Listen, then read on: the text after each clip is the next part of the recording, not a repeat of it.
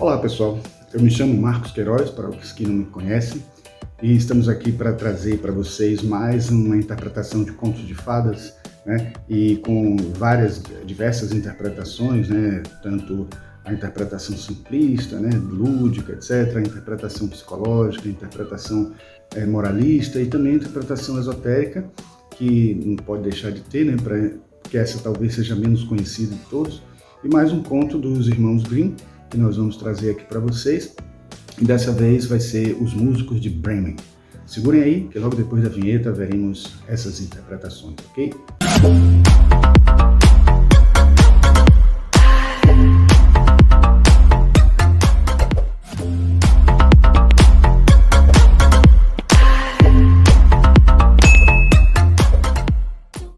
Então, neste quadro nós trazemos interpretações de contos de fadas e, assim, olhamos pelo aspecto da história em si, né, como uma possibilidade de algo ser uma história de entretenimento para a criança, e dentro desse entretenimento trazer também, de certa forma, uma mensagem educativa, e tem interpretação moralista.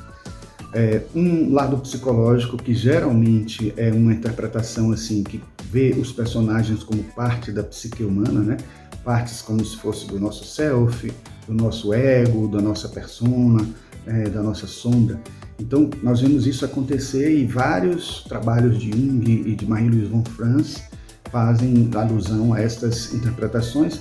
E por último, o que não pode faltar aqui no nosso canal é a interpretação esotérica, que traz informações que às vezes estão embutidas nas mensagens, presentes na própria mensagem educativa, ou às vezes até nas próprias mensagens que os cortesãos, as pessoas da corte real, os monarcas que criaram essas histórias ou que colheram essas histórias, fizeram complementos com informações às vezes de cunho esotérico. E isso, assim, se for perceber que várias dessas histórias são milenares e que já tem por trás dela também uma mensagem embutida, que foi traduzida, foi assim, conquistada para as informações novas quando foram recontadas. Então a gente vai ter sempre uma mensagem interessante para buscar ali por trás das entrelinhas. Então é como se fosse, na verdade, a doutrina secreta dos contos de fadas, né, que a gente tenta fazer. Mas claro que não é só através de minha interpretação, algumas vezes sim, mas nem sempre. Nesse caso aqui a gente tem uma interpretação bem assim nítida de algumas questões esotéricas que estão por trás dos contos dos irmãos Grimm, e em especial nesse dos Músicos de Bremen. Eu começo dizendo, eu vou ler para vocês aqui, e enquanto isso algumas imagens vão aparecendo, né, do conto, né, retirado de algumas vídeos da internet. E começa assim: era uma vez um homem, dono de um burro, que durante anos carregou sacos para o moinho sem descanso. Por fim, sua energia se esgotou e ele não servia mais para trabalhar. Assim sendo, seu dono começou a pensar na melhor maneira de cortar as despesas para sustentá-lo. Mas o burro, percebendo que havia maldade no ar, fugiu e tomou a estrada para Bremen. Quando já estava andando, havia algum tempo, emparelhou com um cão que se deitara ofegante na estrada, como se tivesse largado as patas no caminho. Ora, por que está ofegando tanto, rosnador? Pergunta o burro. Ah, respondeu o cão, só porque estou velho e cada dia mais fraco, e também por não conseguir mais acompanhar a matilha, meu dono queria me matar, então fugi. Mas agora, como vou ganhar meu pão? Quer saber de uma coisa? Disse o burro. Estou indo para Bremen e vou ser músico. Venha comigo e faça parte da banda. Tocarei alaúde e você tocará tímpano. O cão concordou e seguiram juntos. Mais adiante, eles encontraram um gato sentado na estrada com cara de enterro. Ora, que foi que o aborreceu, Bigodes? Perguntou o burro. Quem pode continuar animado quando está na penúria? Disse o gato. Estou ficando velho, meus dentes estão rombudos Eu prefiro sentar junto ao fogão e ronronar, em vez de sair caçando ratos. Só por causa disso, minha dona quis me afogar. Fiquei longe de casa, mas agora não sei mais para onde correr. Venha conosco para Bremen, disse o burro. Você é um grande parceiro nas serenatas, portanto pode ser músico. O gato concordou e se juntou ao grupo.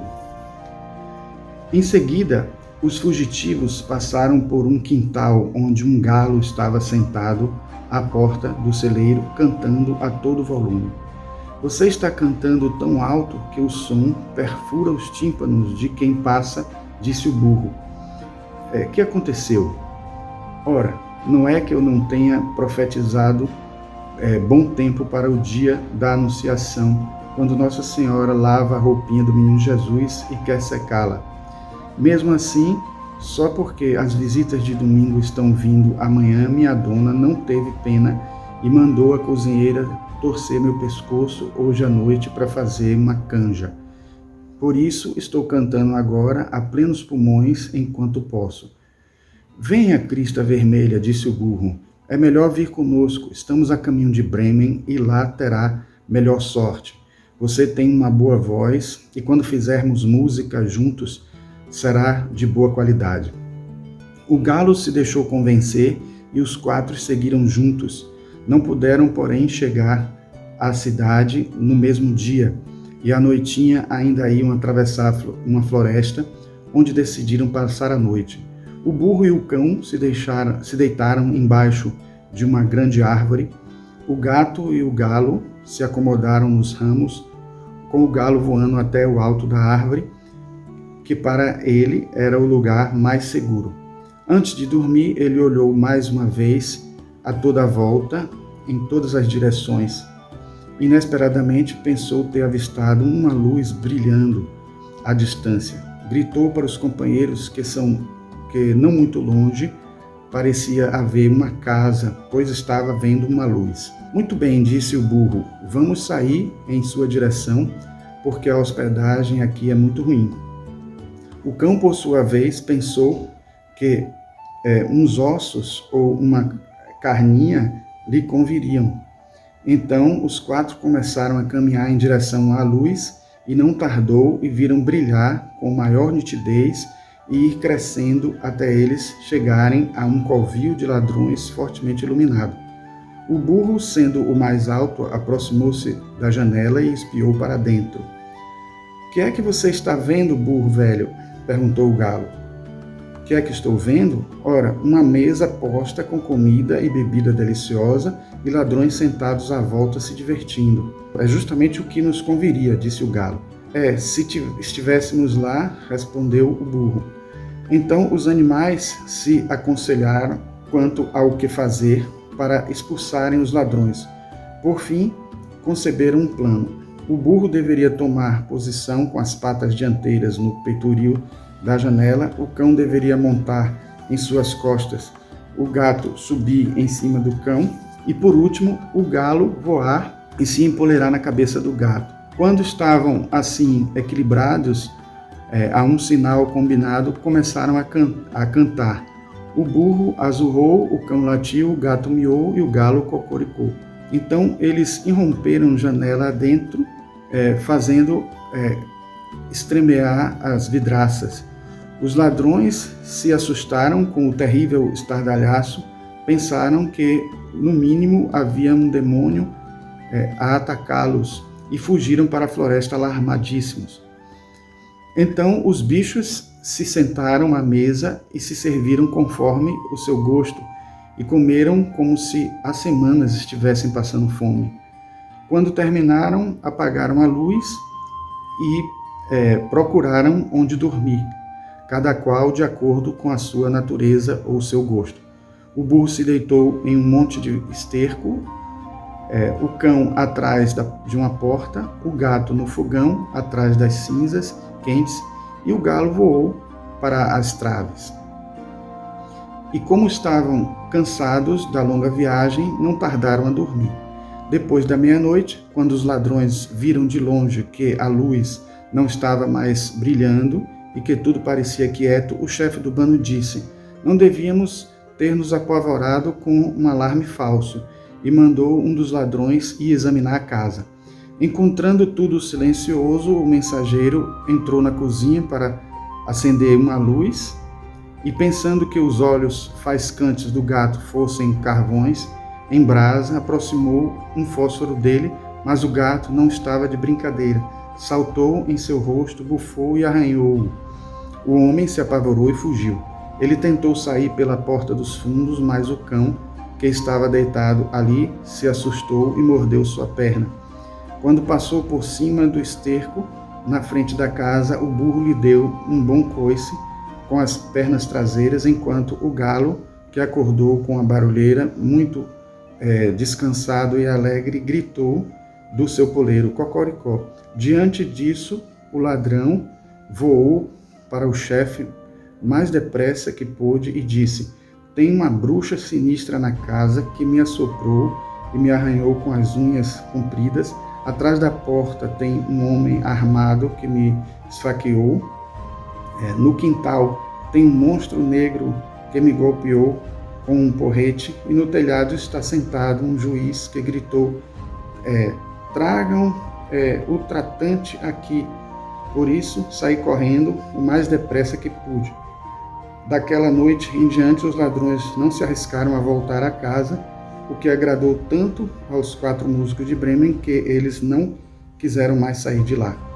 E quem contou a história por último ainda não acabou de contá-la. Então, gente, olha, essa história é bastante interessante porque ela tem uma dinâmica muito boa já por si só como conto. Então, se a gente for analisar a interpretação simplista, que é aquela que diz respeito à própria história em si, para ser atrativa para a criança, ela traz justamente um momento de todos os animais tristes por estarem sendo excluídos, por estarem sendo já colocados para morrer, por conta de não poderem mais fazer o trabalho que eles tinham. Então isso é já uma coisa interessante para mostrar que eles estavam numa situação ruim e que estavam com a esperança de algo melhor. E aí acaba surgindo no meio da história um acontecimento que faz com que eles até desistam do objetivo, mas que descubram uma coisa ainda melhor. Mas a gente vê aí presente nessa história, primeiro, dentro de uma interpretação até, vamos dizer assim, moralista, a gente podia dizer que já começa um erro grave aí de deixar excluídos os animais quando eles não estão mais exercendo a função que eles tinham, né, como função dentro da sociedade, para o homem, para o ser humano, como se num antropocentrismo o homem fosse apenas o único objetivo do universo. E por aí a gente já percebe uma lição de tratar bem os animais, uma lição muito importante para os dias de hoje, muito crescente nos dias de hoje, até nos momentos atuais em que a gente sabe que a proteção em relação aos animais é importante de ser considerada, e isso é uma grande parte da interpretação que tanto inclui a simplista no lado lúdico da história, no lado importante de tornar a história interessante, quem não tem um bichinho, muitas vezes, ou quem não tem uma afeição pelos animais, e considerando que são muitos os animais, para todos os gostos, inclusive para todas as peculiaridades que eles têm, tem ali digamos, o afeto que poderá fazer as pessoas pensarem que isso é uma escolha não muito boa, de deixar de lado os animais depois que eles não servem aos homens, porque eles não são feitos somente para isso. Os animais são seres vivos que têm sua existência na Terra como um processo evolutivo. Nós já fomos lá atrás também animais e passamos por essa experiência de aprendizado dos instintos, e conviver com os animais é conviver com o nosso passado e conviver com seres maravilhosos que podem ajudar a gente, inclusive de forma terapêutica. Bom, fora isso, a gente ainda tem a questão de ver que eles sozinhos eles estavam muito deprimidos, tristes por terem sido rejeitados, mas juntos eles começam a crescer e ter muito mais força. Então aquela coisa do unidos venceremos, aquela máxima até batida, mas que a gente entende que é a força da união, a força da agregação, a força do afeto, a egrégora de um somada do outro, fazendo com que a energia flua e até tendo um objetivo comum melhor ainda, porque era a energia de eles se tornarem músicos que estava motivando eles a continuarem, né?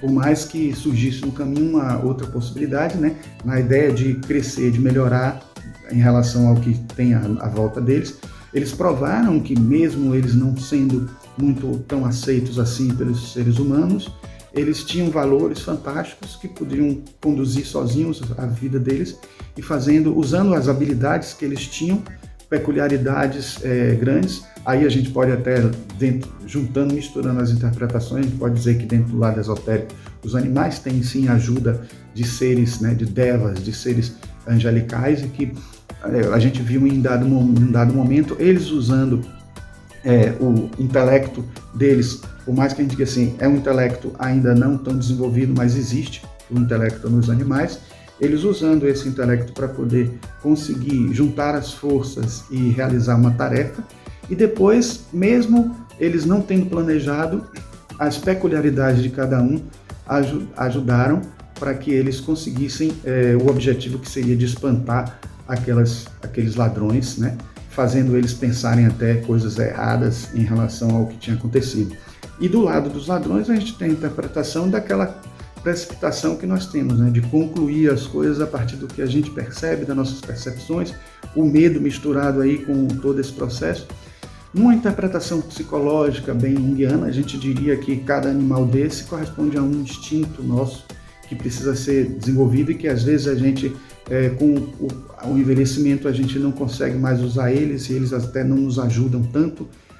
E aí a gente tem que abdicar de alguns dos instintos que já não estão mais para ser utilizados e a gente passar a usar outros recursos, nossa sensibilidade, nossa emoção, nosso sentimento, nosso pensamento, nossa intuição, nossa sensação. Então, as 4 funções da psique, de certa forma, expressa aí também nos animais. Então, se a gente fizer uma análise psicológica de todos os contos de fadas, acreditem, praticamente tudo que está no conto de fadas está dentro de nós, e aí a gente tem que associar cada personagem a uma subpersonalidade da nossa psique. E aí fica claro para a gente aí que existe uma crescente aí desde o burro, que está mais no físico, né? E depois a gente tem no etérico, na sensibilidade, na vitalidade, tem o cão, e na fidelidade, na capacidade de interagir, de fazer, de proteger, também aquela lei da conservação, né, e tal. Temos o gato no fator emocional, né? E temos o galo já no aspecto mental. E aí deixa para a gente fazer a nossa interpretação esotérica, né? Eu sempre que vejo, que ouço essa história dos músicos de Bremen, além dessa mensagem dos animais muito forte, e além dessa mensagem das subpersonalidades, eu associo sempre aos corpos, porque principalmente quando eles são dispostos uns sobre os outros, fica bem claro para mim que é uma mensagem de mostrar não só as várias facetas do ser humano com suas diferentes funções psíquicas, mas também os seus distintos corpos, e a gente perceber que quando eles estão em harmonia e quando a gente consegue utilizar desde os mais sutis aos mais densos, a gente consegue alinhar eles, fazendo com que eles atuem de uma maneira equilibrada, para que a gente possa atuar na nossa vida, fazendo o que a gente deve fazer, e mesmo quando nós tivermos idades mais avançadas, porque a gente vai amadurecendo esses corpos também, vai aprendendo com a experiência a utilização deles e vai sabendo até as peculiaridades que nós temos em cada faceta dessa, né? O corpo, eu diria que o burro estaria associado ao corpo físico, mais uma vez, né? Aí nesse caso eu já tinha falado físico, mas aí eu já posso dizer claramente que seria o burro associado ao corpo físico, o cão associado ao corpo etérico, fielmente conectado aí, né? Um duplo etérico que repete de certa forma, que acompanha para e passo lateralmente, quando ele diz que emparelhou o físico, o burro emparelhou com o cão, me veio a imagem justamente desse duplo etérico. O gato, que tem a associação muito à emoção, aquela coisa de quando ele eriça os pelos, quando ele passa por uma energia ou ele passa por uma emoção, por uma experiência, e ele é aquele animal mais explosivo, manhoso. Então está associado às emoções, está associado ao corpo astral, que é o corpo dos sentimentos, das emoções. E por último o galo, que acorda antes de todo mundo, talvez tenha a capacidade até de acima, né, transcender acima de todos nós no momento de escolher a hora de todo mundo acordar e de ditar as regras da fazenda. Ele dita as regras para o homem. Simbolicamente, ele também está ali representando, com aquela crista dele ali, representando o mental, né? E são esses corpos que estão, de certa forma, bem associados à nossa personalidade, ao nosso ser encarnado, né? Que está aqui atuando na Terra. Então é por isso que é interessante a gente buscar as entrelinhas dos contos de fadas, porque eles têm muito a dizer para a gente. E vale a pena sempre partilhar do lado lúdico, né, da história, porque tem sempre uma parte que agrada. Algumas são meio tristes, fortes, pesadas, mas mesmo as tristes, fortes, pesadas provocam emoções na gente e ajudam a gente a entender um pouco mais sobre nós mesmos. E as interpretações moralista e psicológica têm uma direção associada à educação, tanto a educação formal como a educação psicológica da gente, é um entendimento do eu, do presente ali, expresso ali nas histórias. E por último, a esotérica, que vai a fundo nas questões mais transcendentes e que ajudam a gente a compreender um lado evolutivo ainda mais amplo do nosso ser, além do psicológico, além do educacional, além do moralista e além do lúdico, certo? Então, pessoal, era isso que queríamos falar hoje. Se gostaram desse vídeo, deixem um like aí. Nós pretendemos fazer também, voltar a esse quadro também com outras histórias, outros contos de fadas. E se estão gostando dos conteúdos deste canal, por favor, se inscrevam, né? E comentem também aí algum conto que vocês queiram que a gente analise ou algum complemento da análise que nós fizemos. É sempre enriquecedor e vai ajudar também a gente ao canal, né? E aperte o sininho também para receberem notificações toda vez que a gente tiver um vídeo novo aqui no nosso canal, tá certo? Nos encontramos então no próximo vídeo. Um grande abraço.